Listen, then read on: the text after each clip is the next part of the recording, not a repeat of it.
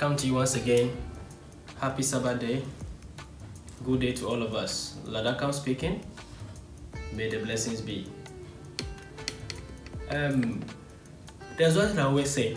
The path of the initiates is a path that is not coated with sugar and honey, but the path of thorns, bitterness, and the path of severity, not a path of mildness. Why am I saying this? There's a path that doesn't grant you what you think you will get. When I say wouldn't grant you what you think you might get, sometimes we get onto this path with so many fantasies in our mind. I can do this. I'll call a spirit, and the spirit will give me money. It will give me house. I need a house. I'll call a spirit, and the spirit will give me house. I want this, and the spirit will give to me. Please, the spirit does not own any business. Your spirit is not an architect or a contractor. Spirits are not sailors or freight forwarders. Spirits are not bankers. Rather, your fellow human beings are the ones occupying these positions. So what I can tell you is this. Whoever tells you, I think this is the reason why most of the times we find this very problem. This very problem of, you hear this, the last, I think that was last year or so, we had this 13, 15-year-old boys killing an 11-year-old guy or boy because they want to go for blood money. The question is, what prompted them? What prompted these very actions from them? You see, how we portray spirituality is a reflection of, or what society is today is a reflection of how much we've taught and how we've projected spirituality into ages past. We make it seem like everything can be provided by spirits as we sleep and we do nothing. But no, a spirit will never do for you what you must do for yourself. Have it in mind. What did I say? A spirit would never do for you what you must do for yourself. Meaning that what a human being or what is expected of man to be done is what must be done. Okay, let's take it to be. You can think of a spirit drawing business. You can actually cast a business drawing spell or crowd pulling spell. Yes, that is to draw customers, to draw clients to your business or your outlets. Yes. But the point is, until you, the human being, wakes up to go and open up the business, prepare your shop or your workplace to receive customers, there is no way your customers will come to you. Why? Because your place of work is where they know and they will actually approach you in and ask. Why so?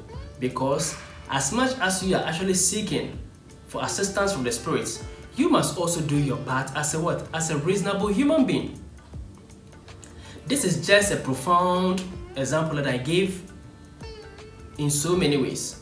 It's just like those people who actually, I've had several instances as a spiritual scientist or as a mystic myself, I've had several instances where people will tell you that I have difficulty marrying. But this person asking you for marriage or speaking of my days are actually getting fast spent, so I have to get married as a lady or as a man. You find these people always in their homes. These people are always at the prayer camp. These people are always indoors. The question is, are you expecting that handsome man or that handsome, that beautiful woman, that successful man, that well-to-do woman, that career woman to actually come and approach you or identify you in your room? Are you expecting that man to come into your house directly to your room and then drag you out? No. So in as much as you are praying and fasting, you must make yourself available. You see, once we begin to understand life, we shall get to understand that the material has much influence and power as much as the spiritual. Naturally, without any form of spiritual assistance or without any form of spell casted, let me ask you, should you go to two places? Or even naturally, if you are walking about and you see two ladies, let's take it to be one is well dressed and well kept and presented, and the other not well dressed, not so beautiful. Which of these two people attract your attention? The well dressed person, the well presented person, or the uncladded, unkempt person? Naturally, you are attracted towards the well kept, the well dressed person. Why so? Because naturally, whatever is beautiful is attractive to the eye. Naturally, whatever is beautiful is attractive to the eye. Whatever harmonizes, whatever induces a good feeling in us is what attracts us. That is naturally. So one thing I can tell you is, as a businessman, we can have two ways of doing the same thing, and I'm setting an example. Yes, one going on radio or TV advertising their products, and then one going for spiritual assistance that crowd should be pulled to them, are all doing the same thing. One using the natural principles of nature by influencing the senses of humans, the other using a subtle force of nature by influencing the astral self of humans. In all, we shall achieve the same principle. Yes, one is influencing the thoughts and emotions of others through subtle means, that's the use of the spiritual spells. The other is also trying to influence the sense organs, the conscious aspect of the individual. So one will actually think of, okay, let me put up a very beautiful edifice. When you enter the shopping malls, how do you feel? Why is it that when you enter these big shopping malls and you are paying for anything, or when you are buying and paying for anything, you feel proud paying for them? But the same thing when you get to the woman at the roadside, you want to bargain. Why? Because the environment seduces you. It induces a sense of belongingness, a sense of class in you. It induces you to feel different, elevated, elated, special, exalted at that point in time whilst you are within that environment, right? How the whole scenery affects your subconscious mind at that point in time makes you feel like spending more. Why are you spending more? Because at that state, you are vibrating within the state of wealth, because they are portrayed wealth at every point within every centimeter of the structure. Air conditions blowing everywhere, the structures well designed, everything well positioned to influence your sense organs, your sense of touch, your sense of taste, your sense of feeling, your sense of smelling, your sense of hearing, your sense of sight. Everything is being influenced by one thing or the other. The sweet fragrances and aroma of the environment from the restaurants. One, the nice pictures, the catchy pictures, the catchy advertisement, or the catchy billboards, or the catchy advertising pictures over there. That is the sense of sight, the sense of hearing. They are playing some soothing music from some blasting, or they are blasting from some woofers all over the place. That is the sense of what? Of hearing. The sense of touch. Looking at how they've actually used marble to actually craft the whole environment. Marbles and all other forms of of expensive stones used around the environment. How do you feel when you are within such an environment? Automatically your sense organs are influenced. They are deflated, at the same time inflated with the thought of yes. Why? Because should you compare your home to that place, it doesn't match up.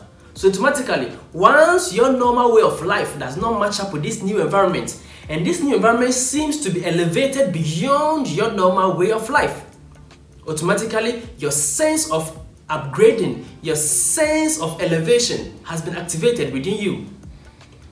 So you feel needed, wanted, expensive at that point in time, and spending becomes an aspect of you. If even you don't have, just going there to buy just a sachet or a sachet of farm milk makes you feel good that I have been to the shopping mall. No wonder some people can actually save money to buy dresses, shoes, just to go and walk all over the shopping malls and come back home. Can you just go and walk at the marketplace, at the market square that we all have? Double Blushi and others, can you just go and walk there just because you feel like walking within that environment? Why? Why can't you do so throughout the whole day? But with these spaces, you can we can find people doing that the whole day, moving from one shop to the other just to be there taking pictures. Why do you do that? Why? Because the space, has been crafted to influence each and every aspect of our sense organs. So you go there and you spend more. Bear in mind that place, there's no chance for you to bargain. If it's 100 Ghana, 100 Ghana. If it's 1,000 cedis, 1,000 cedis. You buy without even thinking twice. Let's move from there to the market space. Within that space, there's nothing set in place to influence the sense organs in any way. So how do you feel around that space? What I'm trying to tell you is that whatever can be done with spirit can still be done with the physical. Let's not go two ways around that. Oh yes. Yes. Let's not be two ways around that. The person with money can achieve the same thing that you with spirit can actually achieve. The person with money can influence anybody to their advantage, to make decisions on their behalf, if he can pay for their demands.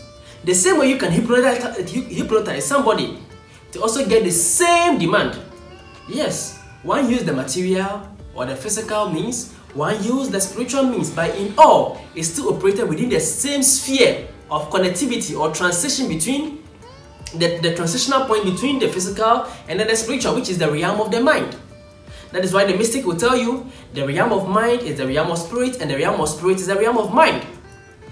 Within the space of the realm of the mental aspect or the mental sphere of the individual, there does the physical has an influence or impact upon the spiritual, and the spiritual also connects with the physical. So within the space of mind, everything can take place, provided the impulse is coming from both ends. Let's not forget about that. How many times have you bought food from either one of these spaces? We've all seen, sometimes you're walking beside the road. I've been seeing this all the time in Accra, especially in Accra here.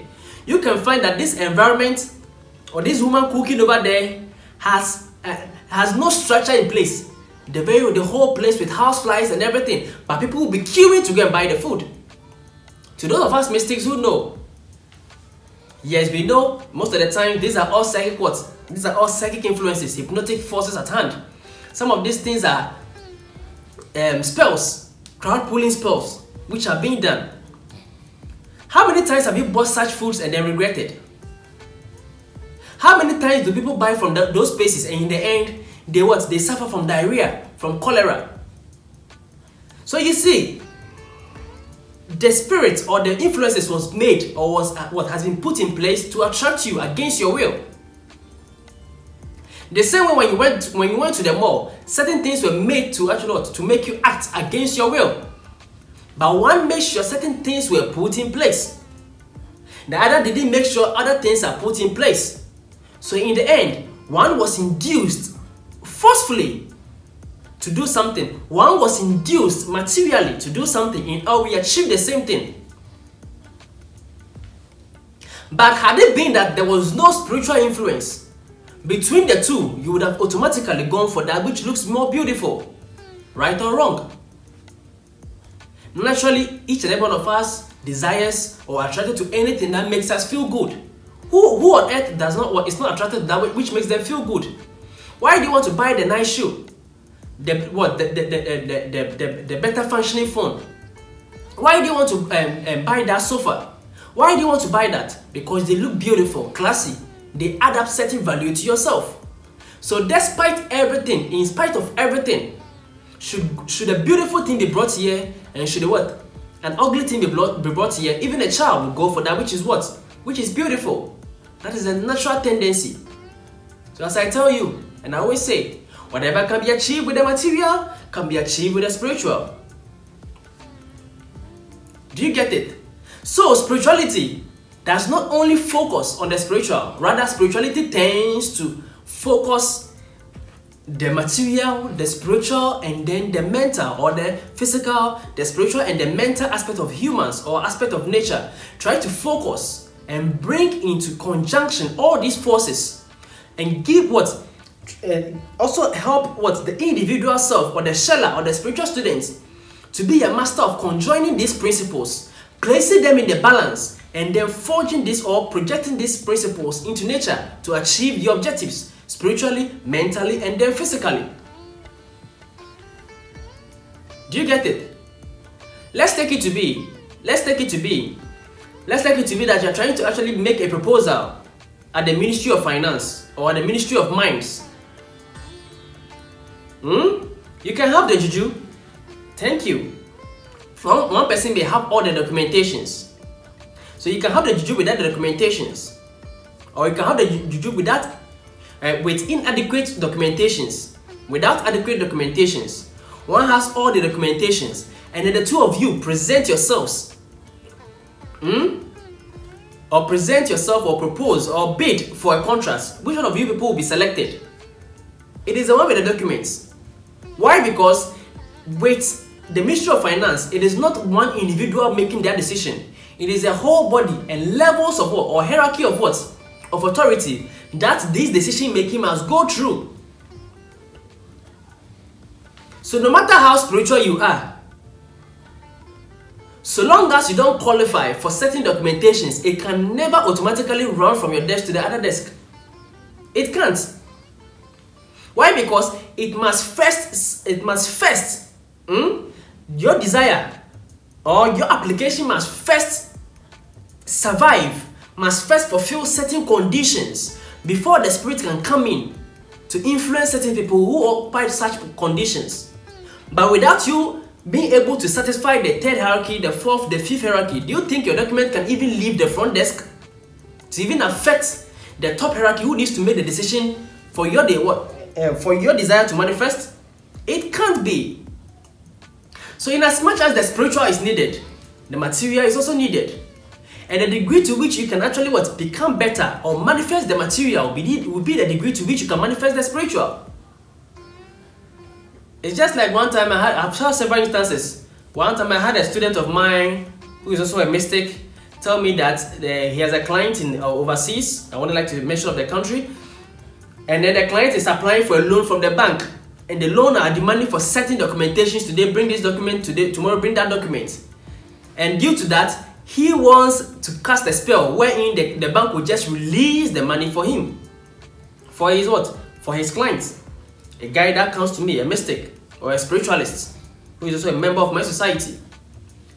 I told him point blank, for a bank to grant you a loan, it is not the authority of just one person per their own volition. Okay, I want to grant you a loan. No, it must fulfill certain documentations which will make it eligible to what? To rise up through certain ranks or through certain what? Through certain desk. Moving from this desk to that desk to a criminal assessment desk where they will assess whether there is no criminalities in the documentations, in your records, whatever. Then from there, go here, go to social security desk where they will assess all those stuffs. So the money can't be signed by one person. So without fulfilling these degrees of fulfillment, how do you think the money can just be signed for you to come in? Because your document cannot just leave the front desk and get to the boss or the manager. It can't be by itself. And bear in mind, the one at the front desk has no authority in taking the document from the front desk to the manager. It is what? It can happen in no way. Unless it goes through the several degrees of authority. And if it doesn't qualify, how then would it even move from the front desk to the second degree? Because it doesn't qualify. You see where spirits or spirituality must be understood practically. So a true spiritual student will make sure all their documentations are intact. Then would they add spiritual authorities to it? By so doing, they have fulfilled the material requirements or the physical requirements of their actions. The mental requirements, they've also fulfilled that because in their thoughts, they thought of how to go through the ranks. So they've had a mental revolution which made them act in a way of going through every due process to get every required document. That is a thought, that is a positive thought. A thought in relation to the act, or the thought in relation a positive thought in relation to the desire. And then it moved from there. And to even think of taking it to the front desk, knowing that to go through the due process is also a matter of thinking. Now from there, the spiritual only comes in to make it eligible or to make it possible that when it comes to voting out who must be chosen, then will the spirit come in and then influence the emotions and thoughts of those who needs to vote, whether the board members or whatever, for you to be finally accepted and granted what you are seeking for. Do you get it? Do you get it? So should somebody tell you spirit can do everything, tell the person is a lie. Spirit will never do for you what you must do for yourself. Have it in mind. What did I say? A spirit will never do for you what you must do for yourself. Have you ever wondered why? Sometimes we do hear that this person killed the mother, this person killed the father, this person killed this person sacrificed this person murdered this for quote unquote blood money, witchcraft money, or whatever. But ask yourself this question: despite all these things, have you ever seen any wealthy person in this world who became wealthy not working? Every rich person you know is a working person. Bill Gates is a working person. He owns businesses. Mark Zuckerberg, yes. Every wealthy person you know owns what? An array of businesses. A chain of businesses. Cluster of businesses. School of businesses. A parliament of businesses. Have you ever seen somebody who said, I've gone for blood money, and then they are the wealthiest person in the world? No. If there is a blood money, then that blood money can never make you rich. It only makes you poor. You get it? So we can believe in whatever we can believe. But on the path of spirituality, spirituality never forgoes the principles of nature. So to become a true, or to be a true spiritual student, you must adhere strongly by the laws of nature. That is studying, applying such principles in your ways, your deeds, and your thoughts. That is the path of the true student on the path. If you are lazy, no money will come to you. That is the law of nature. Stop thinking you can sleep and money will just fall from nowhere into your room. No. If you are lazy, you wouldn't just wake up and every knowledge in every book in the world will come into your mind. No, unless you study. So spirituality rather makes you disciplined, unlike religion. So those of you thinking that just pursuing, or those of you come to the path of spirituality thinking that you can just have some short way to the achievement of your desires, that is why you always come and you're disappointed. And then you end up going back to religion. Because it's only religion that can promise you these things. That have your faith in God and God will give you money. Have your faith in God and God will do a miracle. Before you wake up tomorrow, you have 10,000 Ghana cedis in your account. I'm asking you this question. Have you opened up any business? Have you set up any person to give you that 10,000 cedis? Why should be a human offer 10,000 cedis in Brewana? The person that you are expecting God to touch the heart, to bring you, or to dash you, gift you that 10,000 cedis. Ask yourself, had the person been jobless, just as you are, and had the person been expectant, just as you are, living in what? In perennial expectancy, do you think that person would have been able to raise 10,000 cedis, or earn 10,000 cedis, or make 10,000 cedis, or make more than 10,000 cedis to be eligible, to have the ability to give you freely? The person you are looking up to gift you is also working. So if the person had not been working and everybody had everybody living the life lived by that principle of I wouldn't work, miracle will happen. Do you think that miracle you're expecting would have ever happened in any way? That should tell you that miracles do not happen until the action of man has first taken place. What did I say? Miracles never happens until the activity of man has first taken place. That's what I will leave you with today. Thank you. We shall continue. My name is Ackkham Goes. I am the GI and founder of Spiritual Science Society Africa. Also, I am the CEO of Spiritual Science Consultancy. May you be blessed. Peace from the point of the triangle. Om Shanti, Om Shanti, Om Shanti. May the blessing be Baraka Bashad.